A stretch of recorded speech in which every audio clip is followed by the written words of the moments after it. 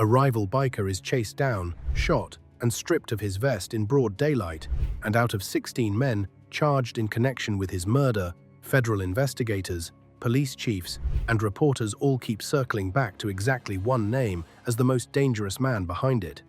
Tonight we're counting down 9 other Red Devils who built reputations soaked in blood across 16 countries before revealing the one rider that everyone, independently, calls the most feared Red Devil alive.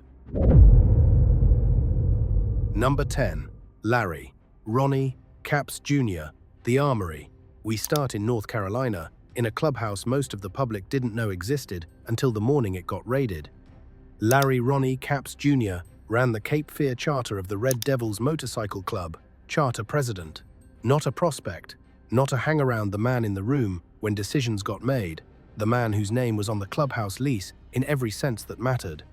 In 2010, that clubhouse became the target of a coordinated law enforcement raid, and what investigators found inside turned a routine narcotics case into something closer to a weapons inventory for a small private army. 50 firearms, more than $3,000 in cash, an ounce of cocaine worth roughly $1,200 on the street. And then, the detail that pushed the case past local headlines and into something federal prosecutors took very seriously. A sawed-off, double-barreled shotgun, modified past the legal line, serious enough that Caps was charged with possession of what the statute itself calls a weapon of mass destruction. Sit with that phrase for a second.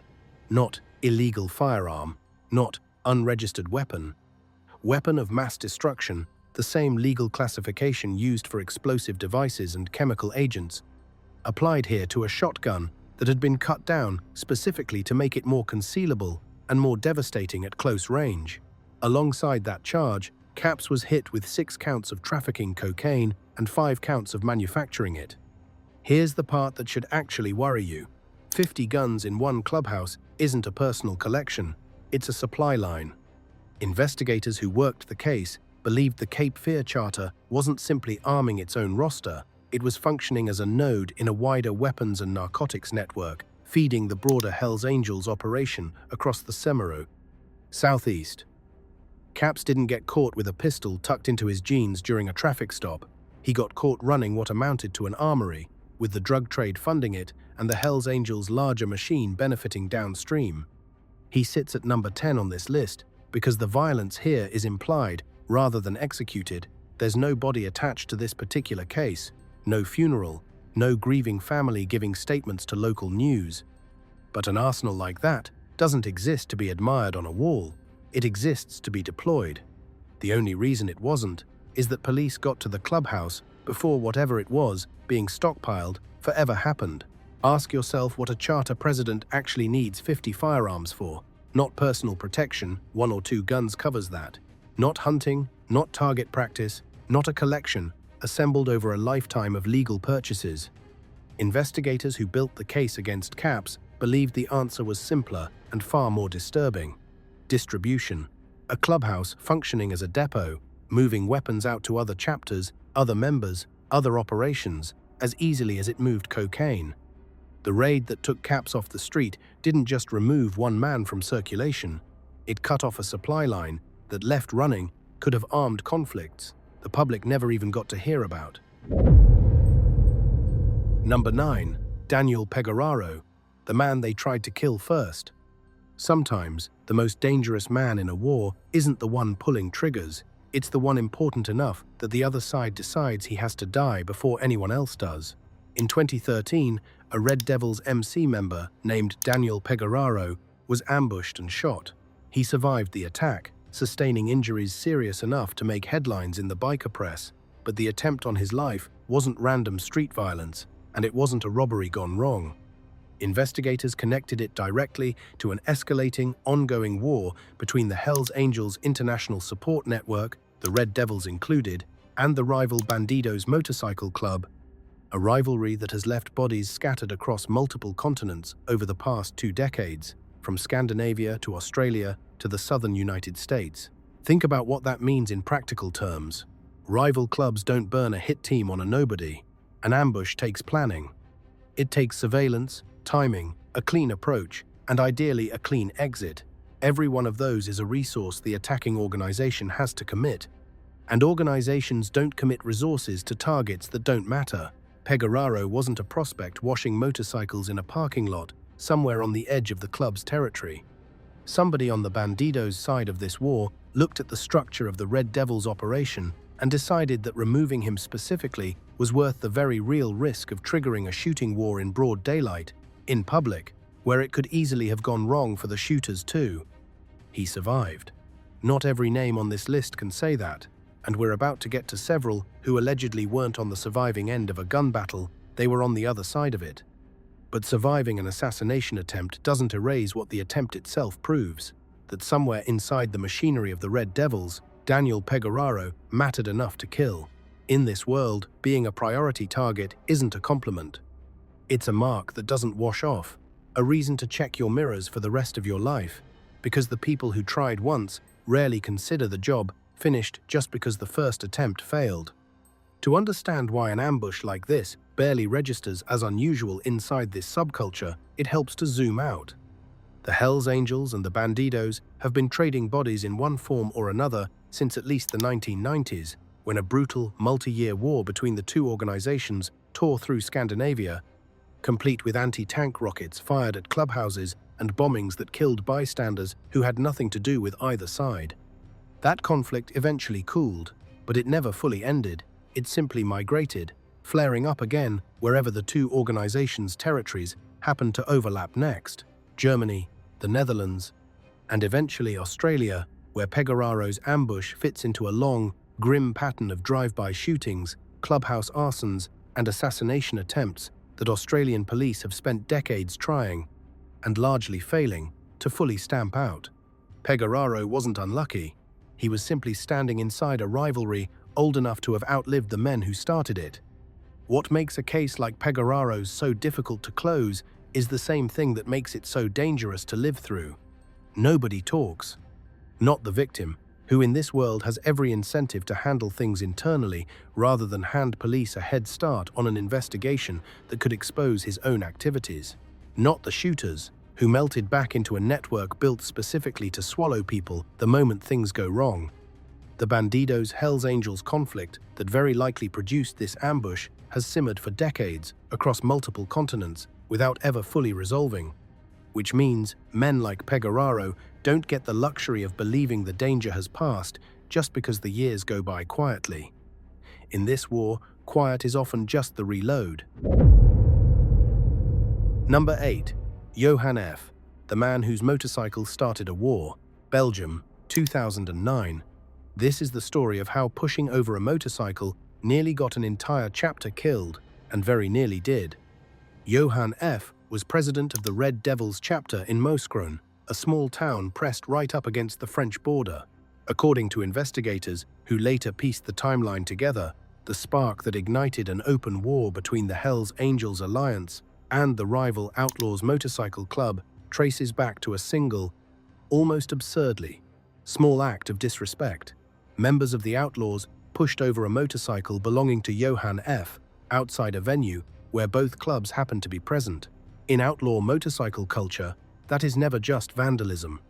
A man's bike is an extension of his identity inside the club, and knocking it over in front of witnesses is read as a direct, deliberate insult, a challenge that has to be answered, or the chapter loses face in front of every other club watching how it responds. Weeks later, on the 24th of July, 2009, Hells Angels and Red Devils members retaliated by setting fire to motorcycles parked outside an Outlaws clubhouse. It was meant to be a message.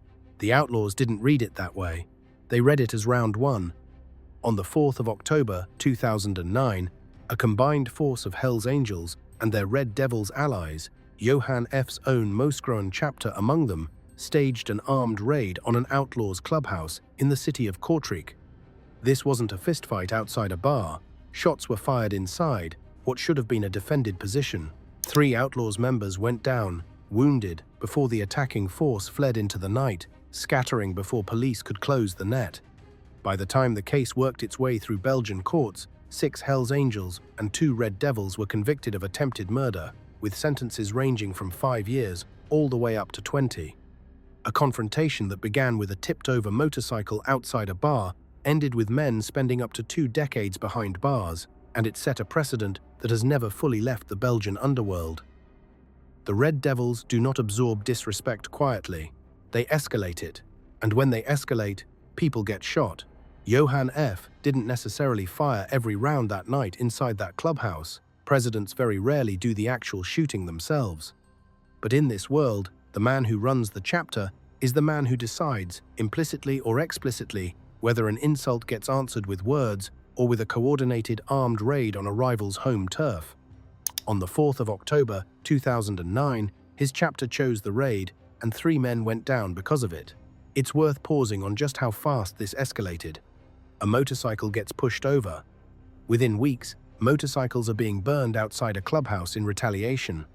Within months, men are firing guns inside a rival clubhouse in broad daylight, willing to risk life sentences over a sequence of events that, to anyone outside that world, would have ended with an apology and a beer. That speed is the entire point. In outlaw motorcycle club culture, hesitation reads as weakness, and weakness invites more disrespect, more territorial incursions, more chapters deciding they can push further next time. Johan F's Mosgroen chapter answered fast and answered hard, specifically so that no other club watching from the sidelines would mistake the Red Devils for an easy target. The 2-decade sentences handed down afterward were the price of that message, a price the men involved seemed to have decided, going in, was worth paying. Number 7. Jonathan Michael Roarge, the Fixer.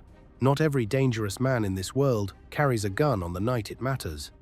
Some of them carry something an organization facing a federal racketeering case needs even more: the ability to make problems quietly disappear before they ever reach a witness stand.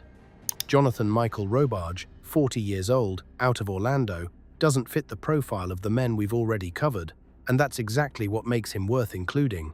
He wasn't charged with murder. He wasn't charged with trafficking weapons by the caseload. According to the federal indictment, unsealed in the Eastern District of North Carolina, Roarge alleged to have ties to both the Hells Angels and the Red Devils. Straddling the two organizations in a way few members do, is charged with a single count: tampering with a witness, victim, or informant through harassment. On the surface, that sounds almost administrative, sitting next to murder charges and attempted murder charges in the same 8-count indictment. It isn't. In the architecture of an organized crime prosecution, witness tampering is the load-bearing wall holding the rest of the case up. Murder cases collapse. Attempted murder cases collapse. Entire multi-defendant racketeering indictments collapse not because the evidence wasn't there, but because somewhere along the line, a witness who saw too much gets quietly, persistently reminded of what happens to people who talk. The men who do that work aren't the most photogenic part of an organization. They rarely make the headline arrest photo. They're also, very often, the most essential piece, keeping the whole structure from coming apart the first time police get a cooperating witness in a room. Federal prosecutors building the 16-person racketeering case across Raleigh and Fayetteville didn't charge Roarge as an afterthought, tacked onto the end of a long indictment.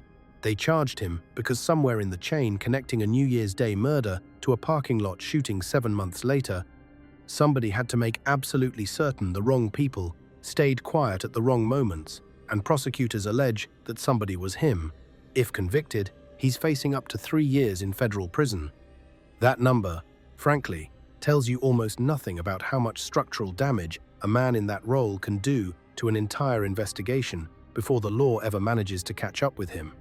Think about what it actually takes to be the bridge between two organizations under federal scrutiny at the same time. You need the trust of both sides. You need to know at any given moment who's talking to police and who isn't, who's getting nervous and who's still solid. That kind of access doesn't come from muscle. It comes from years of relationships, favors owed, and a reputation for discretion that both clubs have learned, independently, to rely on. Men like Roarge rarely end up as the face of an indictment. They end up as the single line item, 1 count, 3 years, barely a footnote next to 5 murder charges that historians of a case like this one will eventually recognize as the reason the rest of it ever held together long enough to reach a courtroom at all. Number 6. Christopher Dillon Manor. What you do after. There's a specific moment after a killing that separates a disorganized act of violence from an actual criminal organization. Somebody has to clean it up.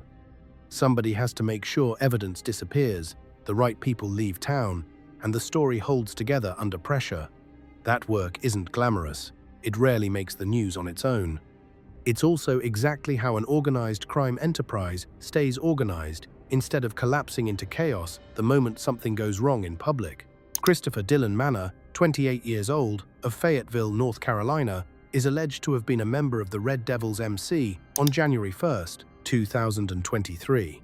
The same night, a man named Jonas Padilla was chased down and killed on a quiet residential street in Raleigh. Manor wasn't among the 5 men federal prosecutors charged with riding in that chase or pulling a trigger.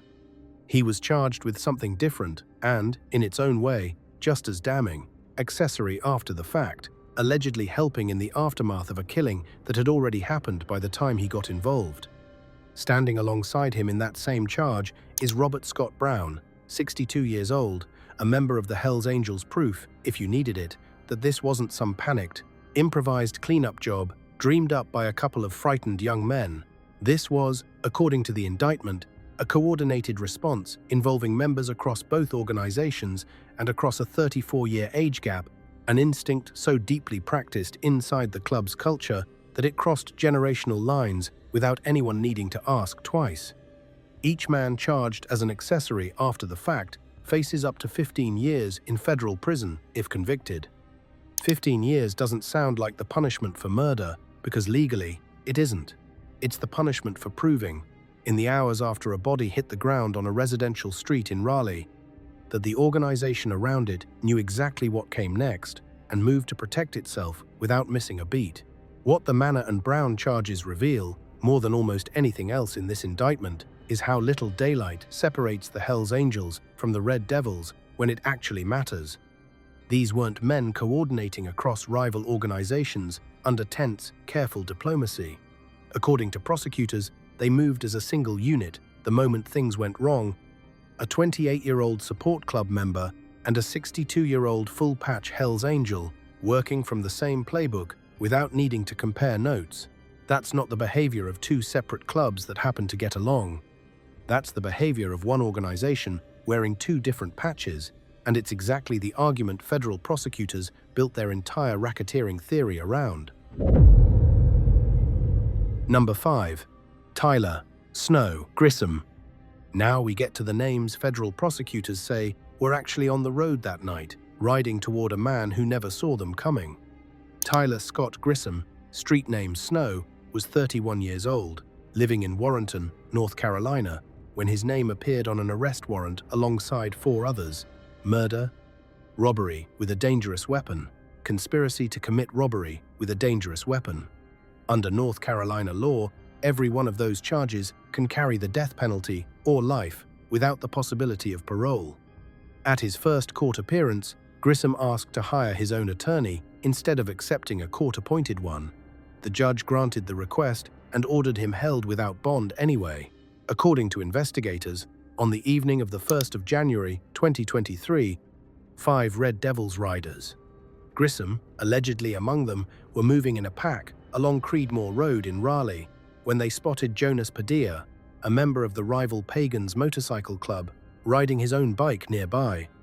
What happened in the minutes after was captured on camera from multiple angles around the neighborhood, the 5 Red Devils riders making a deliberate U-turn at Lynn Road, falling in behind Padilla, and chasing him through the intersection at Creedmoor and Millbrook Road until his motorcycle went down hard into an embankment beside a yard. Padilla didn't survive what came next. He'd been shot in the chest and the leg. 2 men in motorcycle helmets walked down the hill afterward and stripped the vest off his body before all 5 riders fled the scene together. Grysom is alleged to have been one of those 5. We don't know, and a North Carolina jury hasn't yet decided exactly who among the 5 fired the shots that killed him.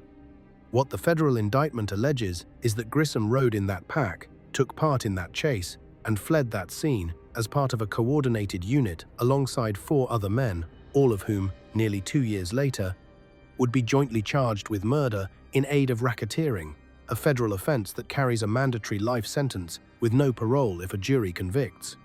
There's a detail in the early reporting on this case that's easy to skip past and shouldn't be.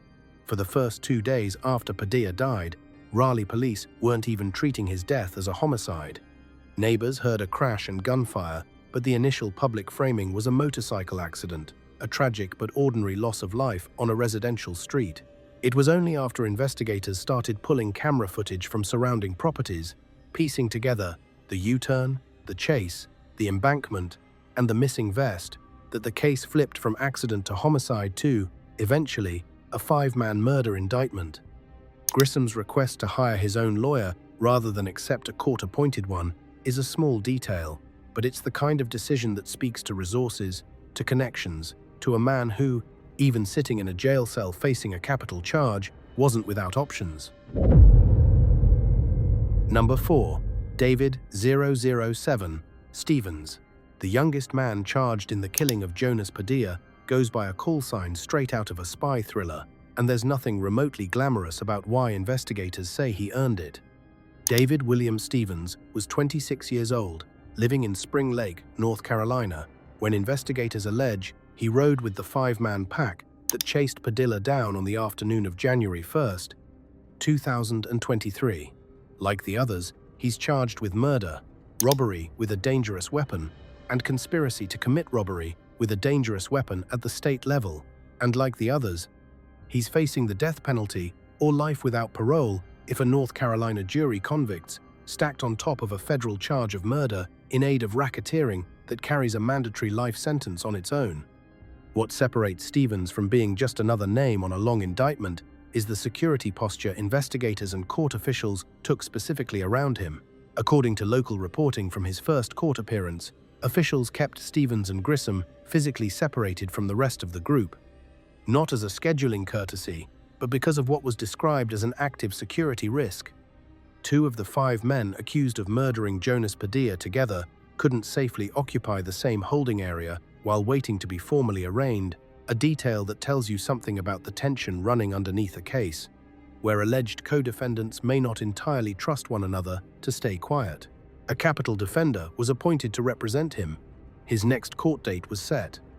And the uncomfortable question hanging over a 26-year-old facing a mandatory life sentence is the one federal prosecutors will eventually have to answer in front of a jury. What does it take for a man barely out of his early 20s to end up riding in a 5-bike formation, chasing down a rival gang member on a residential street in broad daylight, with neighbors close enough to hear every shot? The Hells Angels' alleged green light order against the Pagans Motorcycle Club, a standing directive, according to the federal indictment, requiring members to attack, injure, or kill any pagan encountered, with consequences inside the club for failing to act, is one possible answer. It's also, prosecutors allege, the underlying reason any of this happened at all. 26 is young for a charge this heavy, but it isn't young for this world. Recruitment into support clubs like the Red Devils often starts in a member's late teens or early 20s, prospects looking for the kind of structure, loyalty, and protection that, however twisted, can feel like exactly what's missing from an otherwise directionless life. By the time a man reaches full patch status, the violence isn't a hypothetical he's heard about secondhand. It's an expectation he's already proven he'll meet. Stevens' alleged path from prospect to murder defendant in his mid-20s isn't, according to people who study these organizations, an outlier. It's closer to the pipeline, working exactly as designed. Number 3. Anthony Rowdy Chver. Some nicknames are ironic. This one, according to the federal government, wasn't.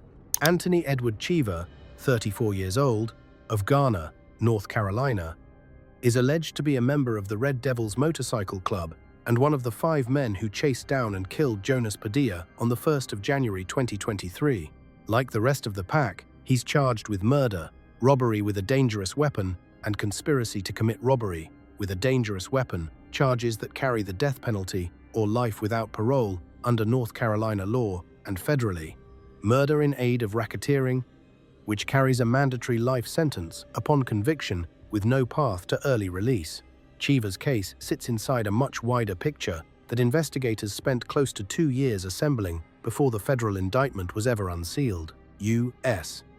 Attorney Michael Easley described what his office uncovered as a standing, working arrangement between the Hells Angels and the Red Devils, not a loose, informal alliance, but something closer to a structured partnership, with the support club providing the manpower and the willingness to commit violence in exchange for status, protection, and a clearer path toward eventual full membership. "These groups don't keep us up at night," Easley said when the federal indictment came down in October 2024. "We keep them up at night." What makes Chver's alleged involvement particularly unsettling is geography. Ghana sits roughly 15 minutes from Valley Estates, the neighborhood where Padilla died. This wasn't, according to what prosecutors have alleged, an outside crew flown in for a single job and gone by sunrise. It was local. Men who lived in the same towns, drove the same roads to work, shopped at the same stores, and who, according to the case built against them, turned a quiet residential street in their own backyard into a kill zone without a second thought. There's something almost more disturbing about local violence than imported violence. An outside hit team can be written off, in a community's mind, as something that happened to the neighborhood rather than something that came from it. Chver's alleged proximity erases that comfort entirely. The case against him describes a man who didn't need to scout the terrain, didn't need a map of escape routes, didn't need to wonder which side streets would be quiet enough to disappear down because he already knew. Prosecutors have suggested that kind of local familiarity isn't incidental to how this enterprise operated. It's part of why the Hells Angels and Red Devils built out as many regional chapters as they did in the first place. Local men commit local violence and then simply go home, indistinguishable from anyone else on the street the next morning. That detail also explains why federal investigators leaned so heavily on the Organized Crime Drug Enforcement Task Force's framework, instead of letting Raleigh and Ghana police handle this as a string of unrelated local homicides. A patchwork of city detectives, each working their own jurisdiction, might never have connected Chver's name to a wider conspiracy spanning multiple counties and 2 separate motorcycle clubs. It took a federal task force, pulling phone records, financial transactions, and surveillance footage from across the region into a single case file, to show that what looked from the outside like one bad afternoon in one neighborhood was, according to prosecutors, a single enterprise operating on a much larger map than any one local department could see on its own. Number 2. Martinus T. Starks. At 43 years old, Martinus Jermaine Starks was the oldest man charged in the killing of Jonas Padilla, old enough, in outlaw motorcycle club culture, to have actually earned real seniority rather than simply aged into a club roster. And seniority changes how you have to read a case like this one. Starks, who goes by T, lived in Fayetteville, North Carolina, the city federal investigators would later describe as a hub for the joint Hells Angels Red Devils enterprise across the region. Like the 4 men charged alongside him, Starks faces murder, robbery with a dangerous weapon, and conspiracy to commit robbery with a dangerous weapon at the state level, and murder in aid of racketeering at the federal level, a charge that, upon conviction, carries a mandatory sentence of life in prison, full stop, no exceptions, and no parole hearings ever scheduled. In an outlaw motorcycle club, age isn't just a number printed on a booking sheet. It's rank, earned the hard way, usually over many years of proving loyalty under pressure.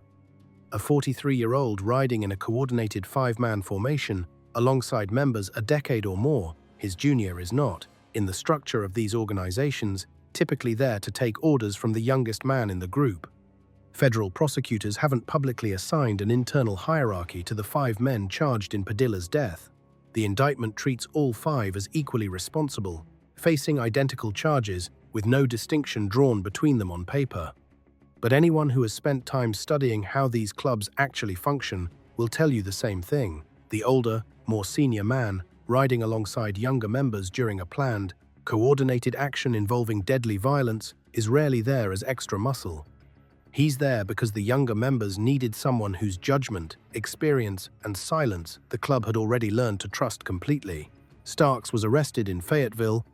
The same city authorities would spend the next 18 months mapping out as ground zero for what federal prosecutors eventually codenamed Operation Broken Halo, an investigation that started with what looked, for about 48 hours, like a single motorcycle crash on a quiet residential street, and ended with 16 members of two outlaw motorcycle gangs facing a sweeping federal racketeering indictment.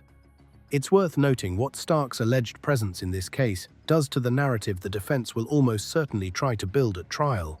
It's one thing for a jury to imagine four younger men, caught up in club culture, swept along by adrenaline and peer pressure into a chase that spiraled out of control.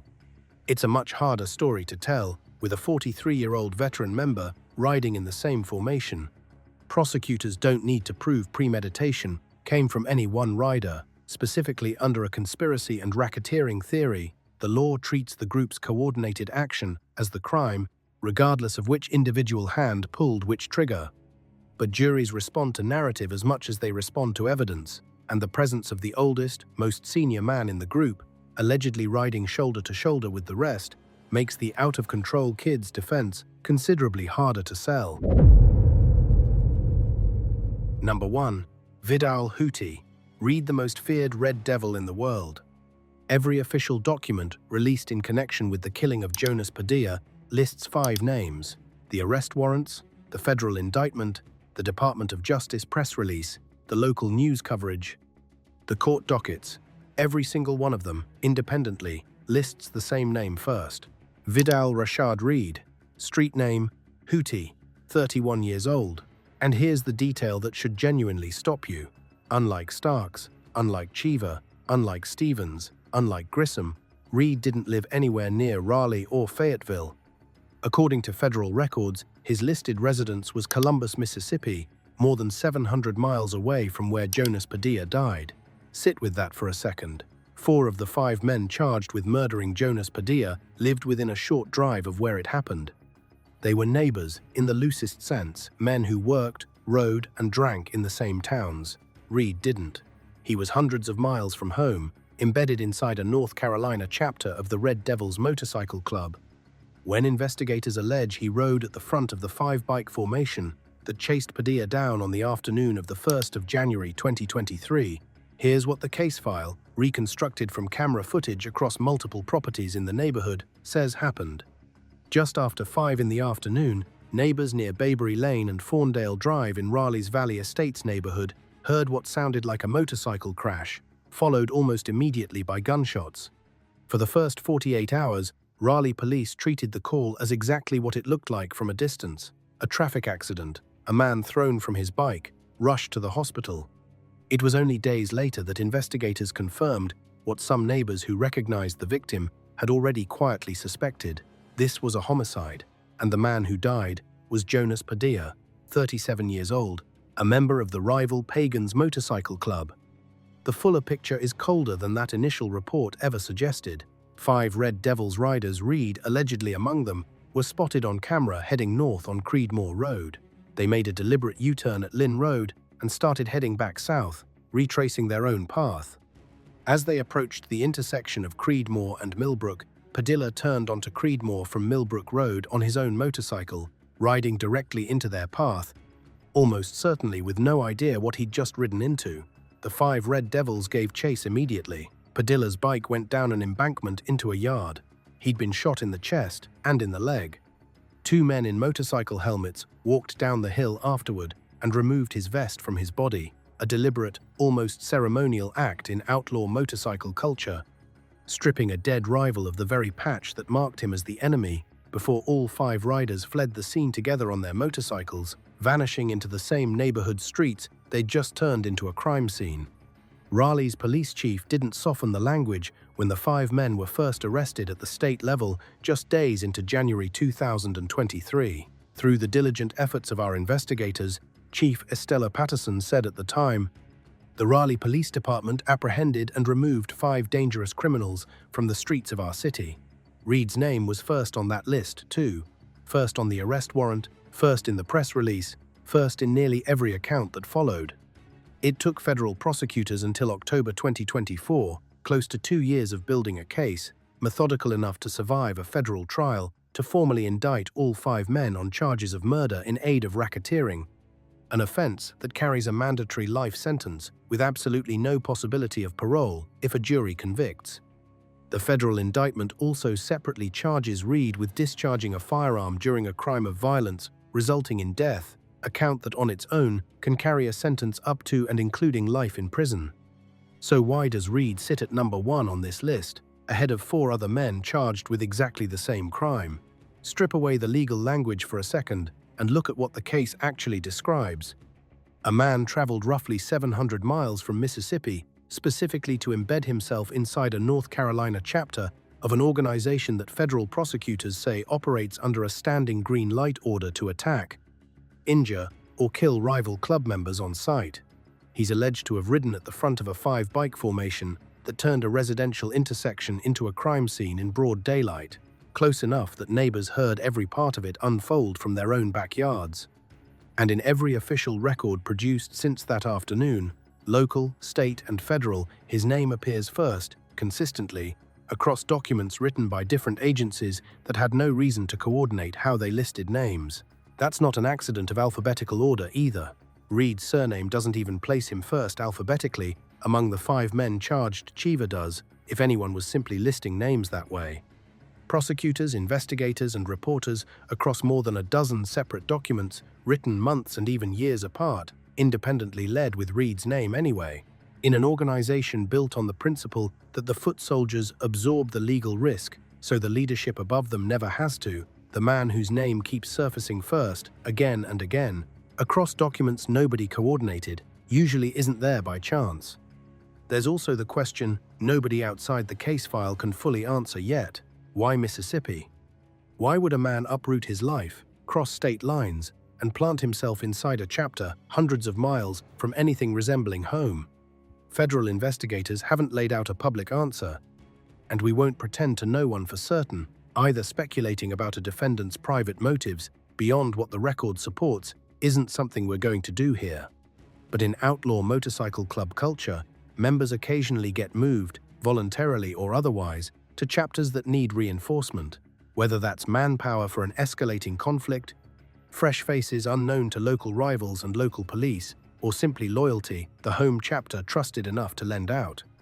Whatever brought Reed to North Carolina, the federal indictment alleges he was there, in formation, riding toward Jonas Padilla on the first day of 2023. To be clear about exactly where this stands, because it matters, an indictment is an allegation, not a conviction.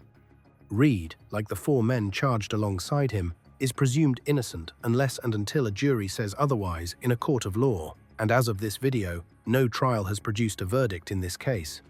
But if you're asking which red devil the federal government considered dangerous enough to anchor a 16-person racketeering indictment around dangerous enough to allegedly lead a 5-bike pursuit that ended with a rival gang member shot dead on a residential street in front of his own neighborhood, dangerous enough to travel hundreds of miles from home just to be part of it, the federal indictment, the original arrest warrants, and the Raleigh Police Department all point, independently and repeatedly, to the same name, listed first, every single time: Vidal, Hooty Reed. As of today, the most feared red devil in the world.